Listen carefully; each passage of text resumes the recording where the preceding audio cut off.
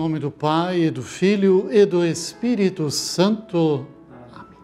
Meu querido irmão, querida irmã, segundo domingo do tempo comum, ano C.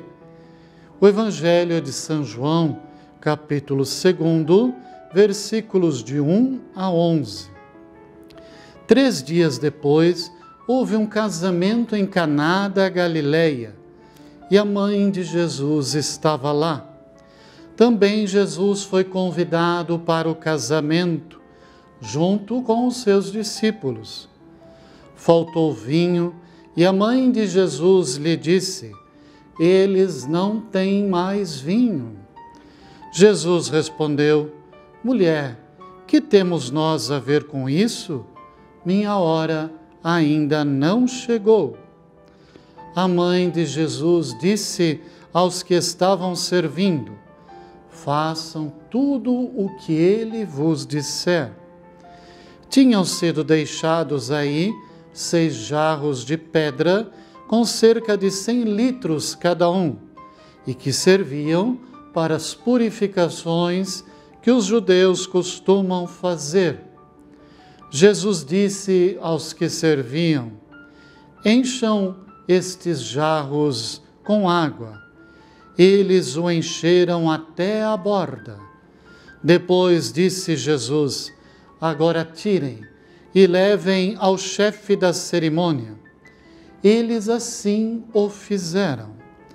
Quando o chefe provou da água transformada em vinho, sem saber de onde vinha, os serventes sabiam, pois foram eles que tiraram a água, chamou o noivo e disse: qualquer um serve primeiro o vinho bom, e quando os convidados já estão embriagados, serve o menos bom. Tu, porém, guardastes o vinho melhor até agora. Este foi o princípio dos sinais, e Jesus o fez em Caná da Galileia. Mostrou a sua glória e seus discípulos acreditaram nele. Palavra da salvação. Meu querido irmão, minha querida irmã, o tempo passa veloz. Estamos no 2º domingo do tempo comum e a pedagogia da Mãe Igreja, depois de celebrarmos o Advento, celebrarmos o tempo de Natal, domingo passado, encerrando o tempo de Natal, celebramos o batismo de Jesus.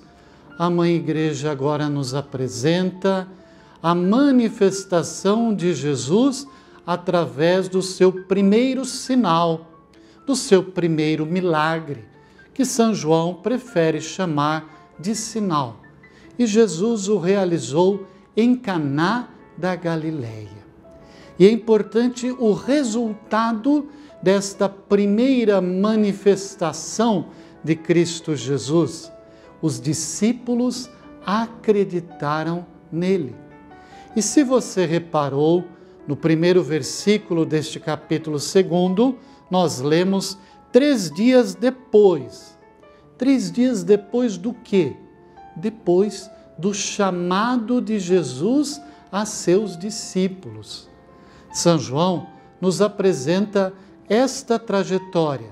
João Batista vê Jesus passando e aponta, diz: ele é o Cordeiro de Deus. Então, 2 dos discípulos de João Batista passam a seguir Jesus, desejando estar com Jesus, tanto que perguntam: Senhor, aonde moras? E permanecem com Jesus. Após isso, Jesus então se encontra com Pedro, melhor, com Simão, a quem chamará de Pedro, se encontra com Natanael. Aqueles primeiros discípulos se surpreendem porque Jesus os conhece.